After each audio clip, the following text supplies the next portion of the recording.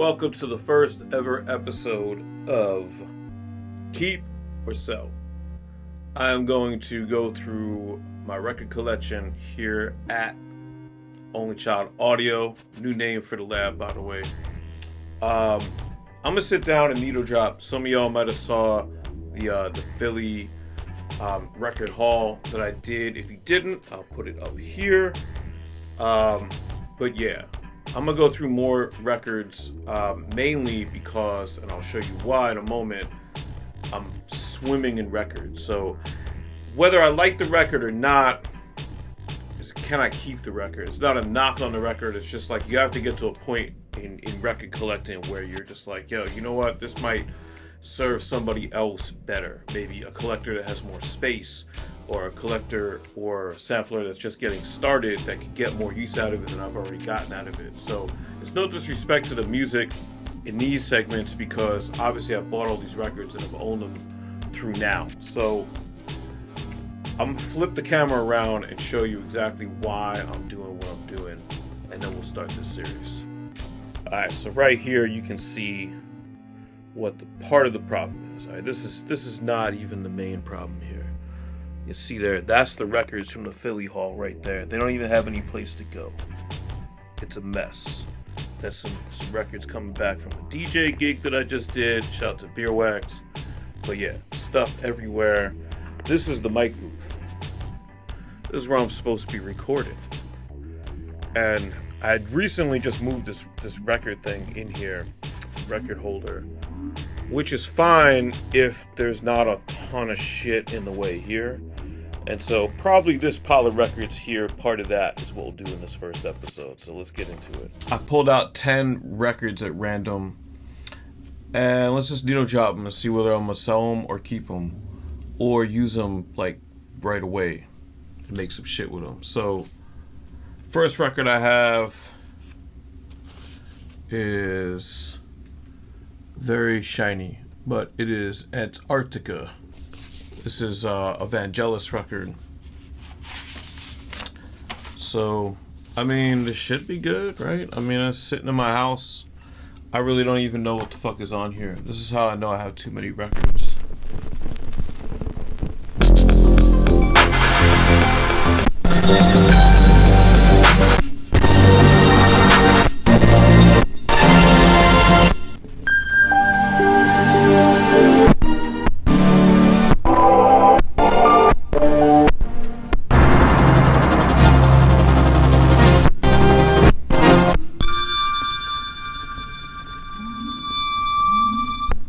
This is, I mean, there's dope shit on there, you know, like, it's not like drum break dope shit, but it's, you know, it's what you would expect with a Vangelis record. Leave a comment if you've actually seen this film.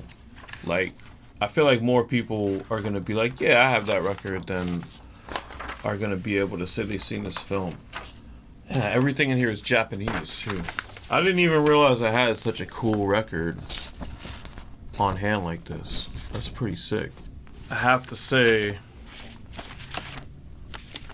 I'm gonna keep this. That means I have to find a place for it. Alright, keep pile is gonna go right here. Alright, so this record is from a group called Oregon. I really like Oregon, and it's on ECM, so the chances of me selling this are pretty slim, unless I feel like it's really like a mediocre representation of what they do. But you can see here,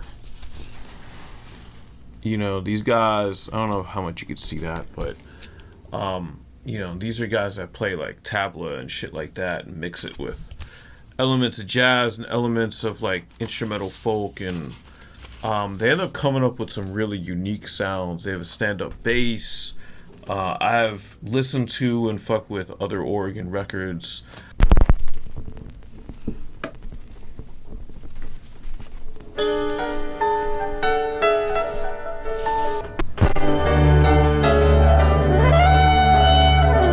That's that shit. Whew. Yeah, you know what? That one piece that I need to chop for a second, man, I gotta fuck with that. That's it's just so different and unique. That's what I like about Oregon, man. Oregon is dope. They're one of those bands. Paul Winter Group is like that too. I've gotten a lot of shit from Paul Winter Group in Oregon over the years. Really just amazing musicians. So that's definitely a keep. What did I get that for? $1.99 someplace? I mean, so this record's been kicking around, and I always forget what this is. Obviously, there's no cover here, and it's just Sun. It has a bunch of symbols on it. What does it say on the actual label here? Yeah, group is called Sun. Alright, Sun. Destination Sun is the name of the album. I don't know. I don't even know how do you get a record like this and not have an album cover and not know where you got it from?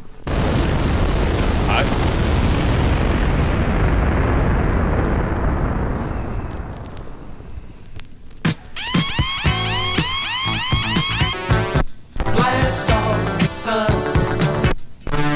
Rock. Yeah, yeah, yeah, yeah.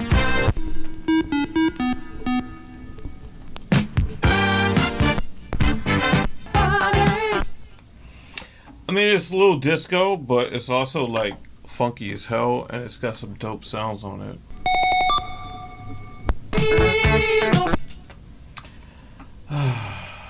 Alright, this experiment is not producing records that I'm ready to sell. I mean, I can't really sell a record without a cover anyway, so I guess it's fine. It's crazy, they put all the lyrics on here. I wonder what this cover looks like. I'll have to look this up. Alright, that's getting kept. Alright. Let's see what we got here. We got Happy Honky Tonk from this guy. Interesting.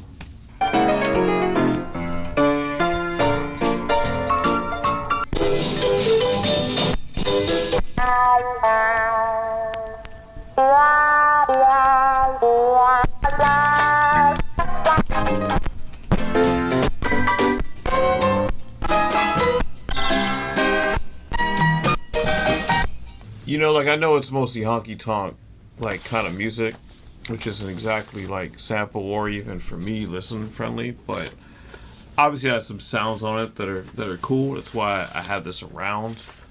But, yeah, this one I'm going to put in the sell pile. Who I'm going to sell a record like this to, I don't know.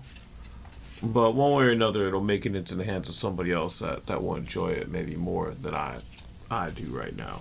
Alright, so this is going to probably be a good record, man.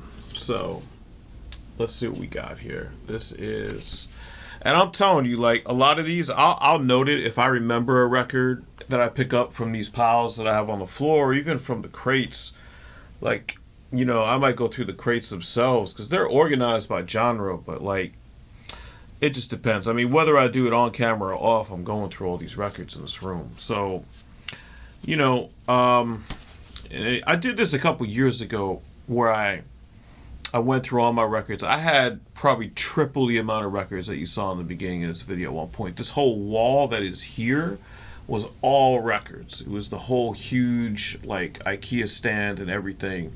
Shout out to everybody that was in this studio back then, because that would have been 10 years ago. I probably started breaking down that whole setup maybe 8 or 7 years ago. But yeah, I mean, but now I'm still overflowing again. I have just enough space. Like, these crates only fit so much. So this is on the Inner City label. The lead musician here is Masabumi Kikuchi, with Anthony Jackson, Steve Grossman, Teru Masahino, Dave Liebman, Reggie Lucas, Al Foster, and Tume. Some of those names, if you do a lot of digging, are going to be pretty familiar if you're listening to jazz fusion music, which I really listened a lot of in my teenage and 20s years. I really got into jazz fusion heavy, jazz rock or jazz fusion, whatever you want to call it. This would have been considered probably later era for that. It's a 78, but, you know, kind of a boring cover. But let's see what's on it and See if it's a keeper or not. Cause shit's gotta be, it's gotta be dope for me to keep it at this. I have to.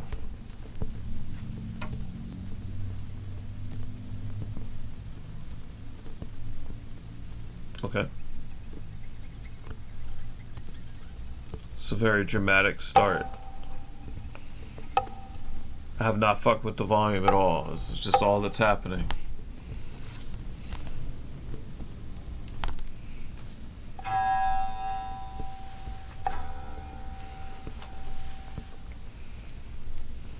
Alright, we gotta keep moving here. Oh! Uh-oh. Yeah. Okay. So, this is something I have used. I don't know, I guess I'm snitching on myself at this point, but you know what? They can come and take all my money. I don't have any. At least not any that I made for music. But yeah, this is actually just coming back out on Uncommon Records. So if you know it, you know it. I'm not gonna name drop it, but it is something that is being released this year. It's really coincidental. I just got off the phone with this artist to talk about reissuing the album that this is on. That's crazy to me. Literally just before I came in this room. Wow.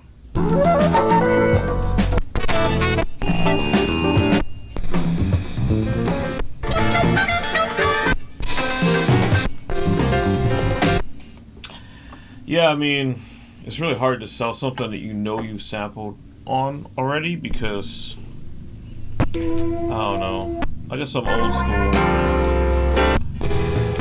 in that way. Yeah, I mean, you know, to be honest, it's kind of a standard jazz record, at least in needle drop form. I'm sure if I sat and listened to this, I'd get some more pleasure out of it from a jazz perspective. Mainly, I'm holding on to this because of that one sample that I've already used. At this point, I'm just out there. I don't care if people know. They're not gonna come get me. They shouldn't come get me. They're gonna get like a very small amount of money. But yeah, I mean, I'm old school in the fact that like if I sampled a record, I almost feel like I don't want nobody else to have it, as if there's not more copies of that out there or digitized versions. But yeah, I mean, do I even need records anymore? I guess that's a topic for another day. It's like, you know, or can you just get by?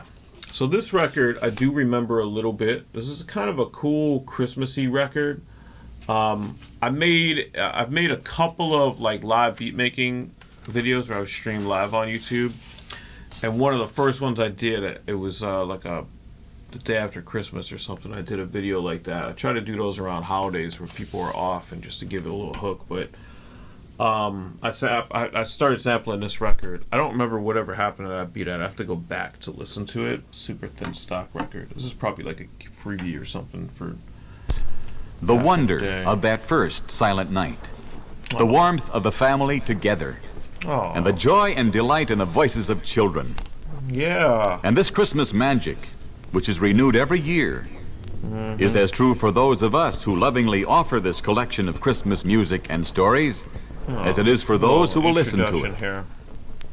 Amazing.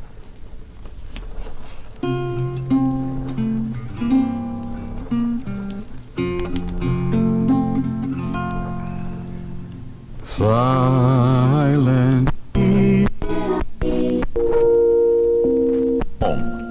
Away. One.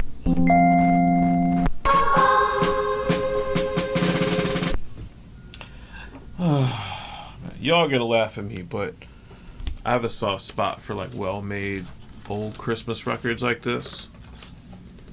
And there's a lot of cool tones on here that you can't like reproduce.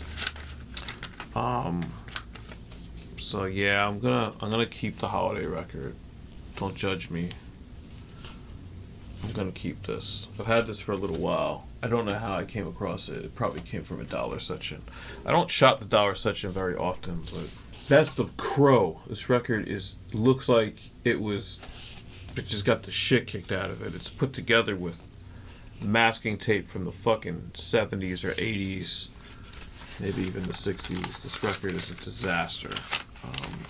The whole top of this shit comes out.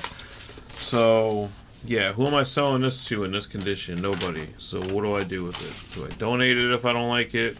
I don't know. Maybe it's got some shit on it. It's crazy how this record cover can be like this, and this vinyl is fine. Like, it's kind of a thin cut, but there's nothing wrong with it. It's not even dusty. Sometimes records, man. Tomorrow will not change your shameful deed. You know I'm told. Don't and roll.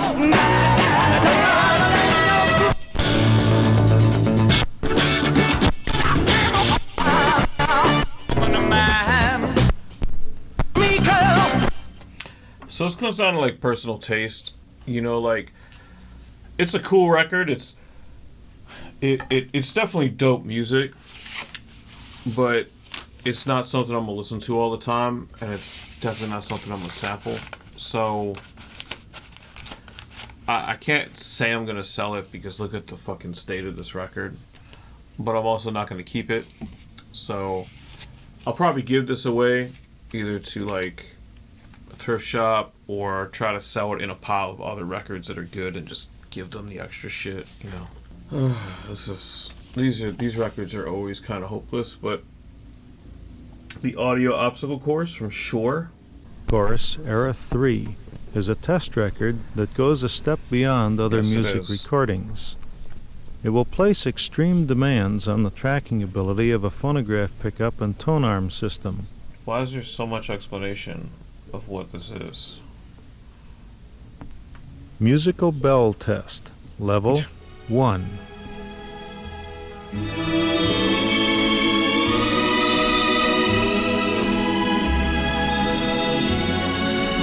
That one frequency in there is, I don't know if that's chimes or if it's just EQ'd weird strings. That's kind of awful. It's all to do with the chimes to chill the fuck out. Yeah.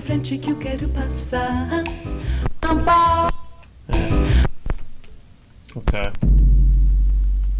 Damn. Level 2. Whoa. Level 3. Level 4. That's a cool tone. Level 5.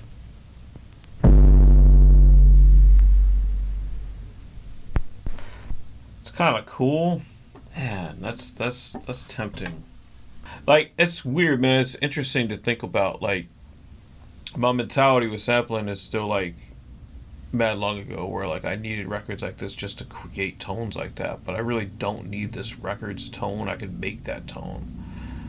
I mean, it's kind of sad in a way, like coming up as a sampler, like me, because like it was cool to have that tone that you knew was hidden on a record somewhere. But yeah, I mean, I'm gonna sell this. All right, so we got this now. We only got 2 records left.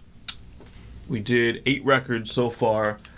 We're keeping 5. We're selling 3 or giving away 3, getting 3 out of here. Right? This record I know nothing about. I have no idea how I got this record. I see it has an Academy sticker on it.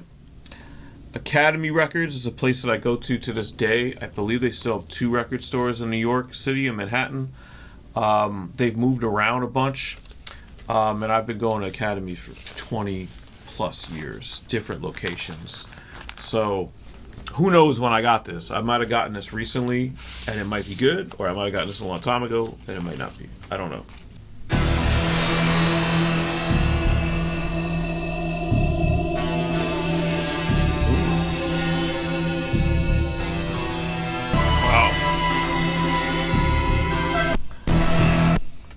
I'm a geek for this kind of shit. Like synthesized records, man. Like you put shit on like this. Oh my goodness.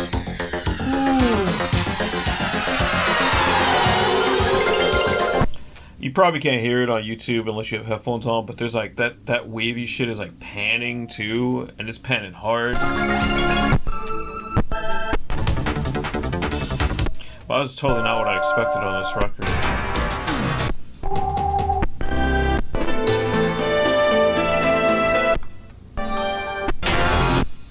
Yeah, I mean, I'm keeping this record. I mean, why the fuck would I do? Is that even a debate? Like, this is being kept. This is a great record. Azymuth, Light as a Feather. I also do remember this record a little bit from one of my live beat making sessions. Obviously, these records are hanging out together from whenever I did that. That's how fucked up it is in here, where I haven't cleaned up anything, because these records are. I did those videos like probably like 2.5 years ago, and these records are still just hanging out unorganized. So, Azymuth, Light as a Feather. Let's see if this hangs around. Drums right there.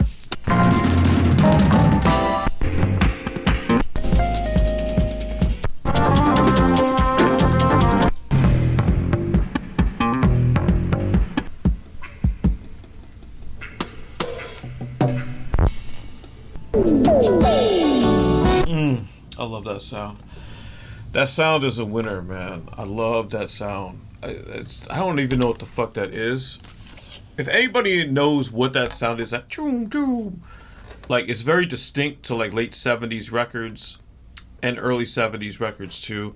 If anyone knows what instrument creates that, please let me know in the comment. Yeah, this is dope. I mean, it's on Milestone too, so kind of a pretty well-known label that makes some good shit, or that made some good shit. So, how'd we come out? We did 10 records. We are going to sell or get rid of these 3 records, which is some Honky Tonk, this rock band called Crow, and this test record. And we're going to keep Azymuth, William Goldstein, Howard Viken, In a Holiday Mood. Fuck y'all for judging me. Wishes by Kochi, I guess is the name of the band of them together, but it's led by, I don't know if it's led by, his name appears first, but Masabumi Kikuchi, and a lot of really well-known fusion players. Vangelis, you know that's getting kept. That's Antarctica. This is Sun, Destination Sun, with no cover, and Oregon, of course. This is a self-titled Oregon record. 70% keep, 30% sell. I guess that's about to be expected. So, hate to sound so disappointed. The goal of this show is not to fucking, particularly to find a bunch of shitty records to sell. It is to find a lot of dope records to recognize. So, hopefully I'll make some good music out of these. I'm gonna try to do that right now. Peace, y'all. Remember, subscribe. We got weird stuff like this where I'm just fucking around, but there's also like lots of stuff about Uncommon Records here, interviews with our artists, special shows like flashback sessions, and I'll try to do some more new stuff too as I figure out the video thing. But yeah, I mean, support the label. You know, that's what this is all about.